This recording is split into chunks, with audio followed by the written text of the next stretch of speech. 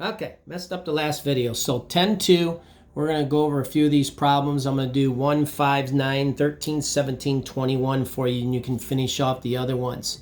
So you need to do all these anyway. So the square root of 28, what I like to do is write out my perfect squares up here, and then look where square root of 28. See, the square root of 28 goes right here, and it's between 5 and 6, or the square root of 25 and the square root of 36. So I work backwards.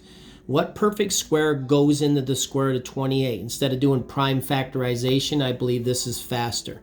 So 25 doesn't go into 28. 16 doesn't. 9 doesn't. And 4 does. 4 goes into 28 7 times. So you have these two radicals, square root of 4 times square root of 7, which gives you the square root of 28. The square root of 4 is a perfect square. It's 2. So your answer is 2 square roots of 7. Now let's look at 5. So 5, you put these two together is square root of 20. Now, what two square roots, if any, one of which would be perfect? Let's start with 20. Understand the square root of 20 is between 4 and 5. It's not perfect. So does 16 go into 20? No. Does 9 go into 20? No. Does 4 go into 20? Yes. 4 goes into 20, so we have the square root of 4 times the square root of 5, because 4 times 5 is 20. What's the square root of 4? 2. Square roots of 5 is the simplified version for the square root of 20. Let's go to 9. So that's what we're looking for. First thing we do is 9 is put the numbers together. 2 times 3 is 6. Square root of 3 times 15 is 45. Now we go up here. Where is the square root of 45? The square root of 45 is between the square root of 36 and 45, so it's between 6 and 7. About halfway.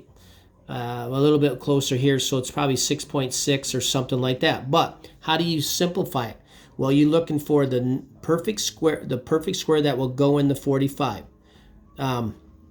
36 won't go into 45 evenly. 25 won't. 16 won't. But 9 will. 9 will go into 45 5 times.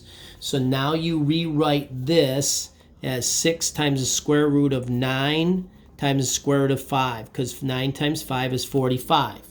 What is 9? 9 square root of 9 is 3. So we're going to go 6 times 3, and I like to use parentheses, times the square root of 5. What is 6 times 3? 6 times 3 is 18. So the answer for this problem is 18 times the square root of 5. And that's how you would simplify this one. All right, let's move down. The square root of 75 times m to the 5th, p to the 2nd. So we want to break this up as the square root of 75, the square root of m to the 5th, and the square root of p to the 2nd. Okay? Now, the square root of 75. Let's go back up here. Our perfect square roots. Square root of 75 lands here between 64 and 81. So we start working backwards to see what number will go in the 75 evenly. Well, you know 64 won't. 49 won't. 36 won't. Oh, 25. 25 times what? 25 times 3 is 75. So the square root of 75 can be broken into the square root of 25, the first perfect square root, the highest one that will go into it, times the square root of 3.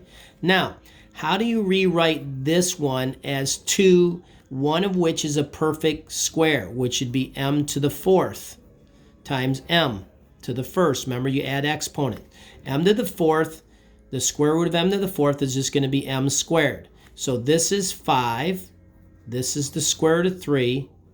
This is just m squared. We keep this as the square root of m, and the square root of p squared is just p, because it's even. Whatever, we got to break this up into an even and an odd exponent. In this case, that's odd, so we got to break it up into 4 and 1. This doesn't have to be broken up because it's already a 2. Now we put everything that is not underneath the radical together. So 5m squared p, in the highest power of the m goes of the variables goes first, and then underneath the radical is what? A 3 and an m. So we write the square root of 3m, and there's your simplified version for number 13. Let's move down to 17. 17 we rewrite as the square root of q divided by the square root of 12.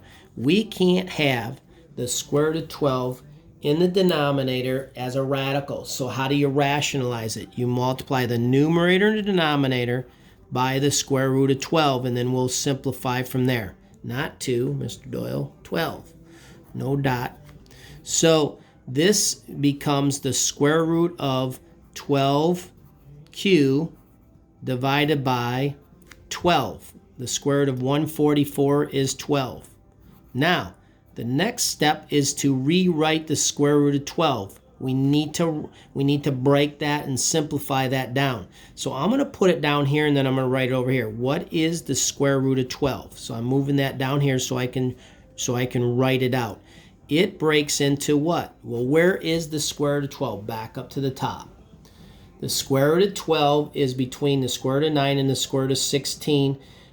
Therefore, it's between 3 and 4 for your answer. But the square root of 12, if you wanted to know for sure, the square root of 12, can this 9 go into 12? No. Can 4 go into 12? Yes. 4 times 3 is 12. So we rewrite this as the square root of 4 times the square root of 3. What is the square root of 4? 2.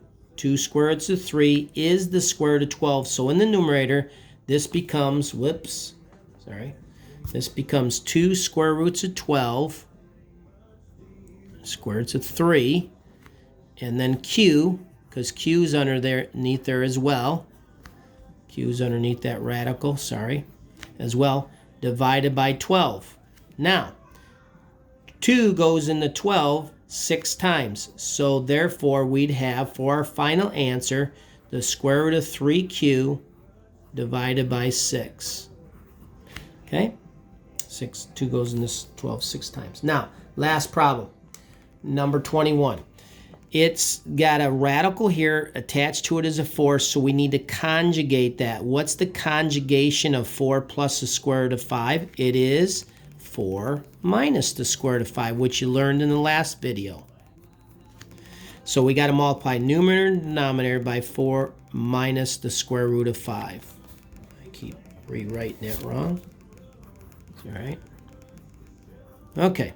Now we multiply these two together and leave them. 2 times 4 minus the square root of 5. Just put them together like that. Underneath the radical, square root of 5.